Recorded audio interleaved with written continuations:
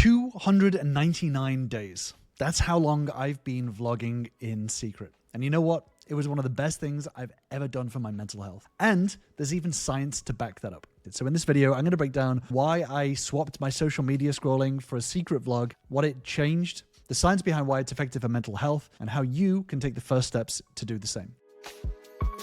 So over 300 days ago, I started a new company and went solo in my career, which was super exciting, but it also brought a ton of new stress. So I knew I needed to find a way to keep my mental health in check. And you know, I was going to therapy once a week, but I wanted to go a little bit further. So I decided to swap out my social media scrolling for something a little bit more meaningful. And this is where I decided to set up a secret vlog. So every day for the past 299 days, I recorded and uploaded a private vlog. So every day, instead of mindlessly scrolling through Instagram stories or doom scrolling on Twitter, I'd record a short video. No filters, no editing, just raw thoughts and feelings. When I took the big leap to go solo in my career, I knew that one of my weak points was scrolling on social media, Instagram, Twitter, etc. And I know that this is particularly stronger for us ADHDers. So I read up about habits and swapping out negative habits for more positive ones. So I decided that every time I got the urge to scroll on social media, I would simply record a tiny little video for myself that just spoke about what was on my mind. And that would be the habit that I would replace all of this endless doom scrolling. So I thought I'd do a bit of a brain dump, I guess. Day 2. So this is day 4, day 35. So it is, where am I looking? So it's day 60, day 80. It's day 102, I think. I think it's 102. But over time, as the days of doing this turned into weeks and weeks turned into months, I started noticing a lot of changes in my mental health. And it wasn't just some vague feeling of, you know, feeling better. There were concrete, noticeable improvements that I could trace directly back to this random vlogging habit. One of the most surprising effects was how vlogging seemed to sort of act as a pressure release valve. So instead of bottling things up or letting them simmer underneath the surface, I had a dedicated space to express whatever I was feeling each day. The process of putting thoughts and feelings into words and externalizing it is what psychologists calling affect labeling. And this has a huge impact on the emotional state. So James Pennebaker, who's a researcher and studied the effects of expressive writing, found that writing about traumatic experiences or upsetting experiences led to significant improvements in mental and physical health among participants in a study that he did. So while I wasn't always talking about traumatic experiences in my vlogs, the principle holds true for everyday stresses and challenges too. And this is where it gets really interesting for us ADHDers. You know how our brains can sometimes feel like they're running a million tabs at once?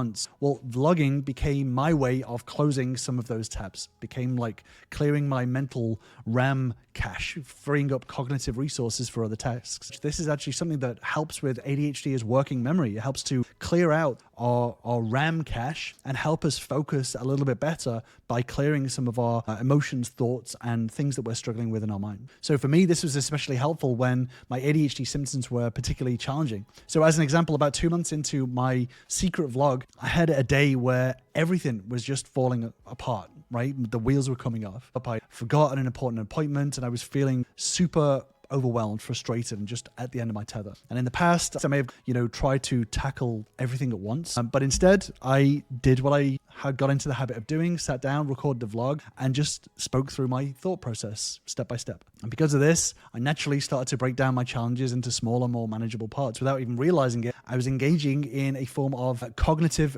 reappraisal, which is changing my thoughts about the situation. So by the end of my recorded vlog, I had a clear action plan and felt significantly better because I knew step by step what I needed to do in the future. And this is a skill that can be built. And this skill specifically really has a massive impact on relationships. And this cognitive reframing is part of the skills that I work on with my ultra normal members. And if you want to join us, then sign up for the free relationship bootcamp where you'll learn the same tools and skills to start turning your relationship around. Click on the link in the description to grab your spot. And this pattern repeated itself throughout the last 299 days. Vlogging has become a tool helping me navigate the ups and downs that come with ADHD, getting myself organized and coming up with practical, tangible steps to move forward. So a vlog isn't just about venting or complaining, it's about processing, understanding, and ultimately growing. And the science backs this up. Dr. Matthew Lieberman from UCLA found that a brain scan of volunteers who wrote down their feelings showed a reduced activity in the amygdala, which is responsible for controlling the intensity of emotions. So in other words, expressing our feelings, whether through writing or vlogging,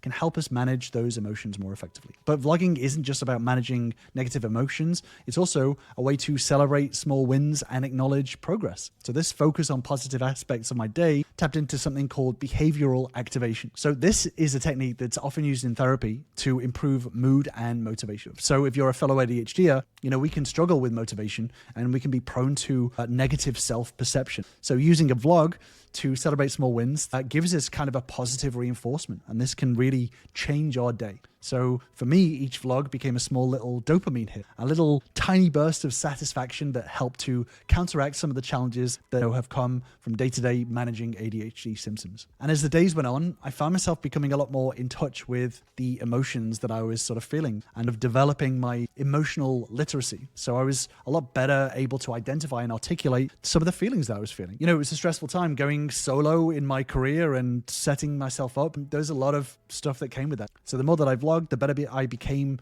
being able to sort of identify and articulate what I was feeling and, whether those feelings were worth dwelling on, whether those feelings were worth moving forward from. So it made it easier to manage these strong emotions that were coming at this crucial time in my life. And this helped me to sort of increase my self-awareness. And that had a ripple effect on my relationships with people around me as well, my work and, my overall sort of sense of well-being as well. So I'm not saying that vlogging is some magical cure-all for mental health or ADHD symptoms, but based on my experience, a lot of the research that's out there, it's a really powerful tool that can be overlooked in favor of a lot more traditional approaches. So this is something that actually has a lot of scientific backing to back this up. So you may be wondering, how can you start your own mental health vlog journey? So if you were thinking of doing this yourself, here are some tips that I would recommend. The first thing is just get started. So simply pick up your phone and hit record. Start today and just get into the habit of taking action, but don't finish there. So there is a method to the madness, and this does make a difference. So once you get started, aim for consistency over anything else. Just set yourself a regular time each day to vlog, right? Could be first thing in the morning, during your lunch break, or right before bed. The important thing is just to build a habit out of it. So we're not creating some polished YouTube channel here. This is for your eyes only. So don't worry about perfect lighting or flawless script. Just get started and aim for a consistent time every single day. Next, once you've gotten started, don't treat your vlog like a random diary, rehashing every single little detail about your day. The goal isn't to create a play-by-play of your life, but to sort of process your emotions and your experiences in a healthy way. So avoid using your vlog as a platform for dwelling on negative thoughts or ruminating on problems. That's a one-way ticket to anxiety town, and we don't want to go there.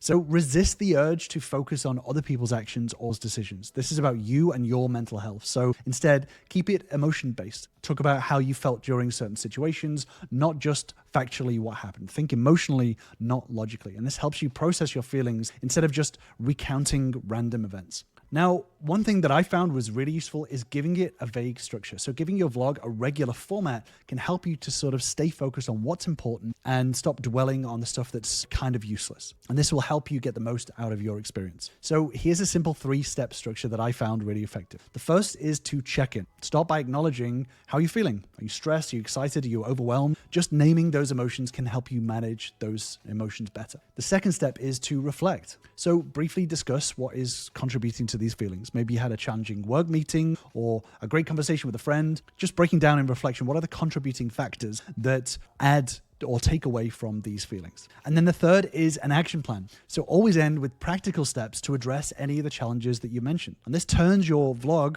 from a venting session into a problem-solving tool. And this simple 3-step structure helps you to leverage the concept of cognitive reappraisal, which is changing how you think about a situation. So by ending with action steps, you're reframing challenges as opportunities for growth and problem solving. Keep it short and sweet. So aim for 5 to 10 minutes maximum. And this keeps the process manageable and prevents you from getting lost in a sea of words and feelings and facts. This can be really helpful for us ADHD as it provides a structure to organize our thoughts and our emotions and plan practical steps to overcome whatever challenges you're having in your day. And of course, cognitive restructuring is part of the emotional management skills that are so crucial for everything in life, relationships, friendships, just getting ourselves through life. So if you do want a deeper dive into how to master your emotions, then I'll leave you with this video right here. I'll see you over there.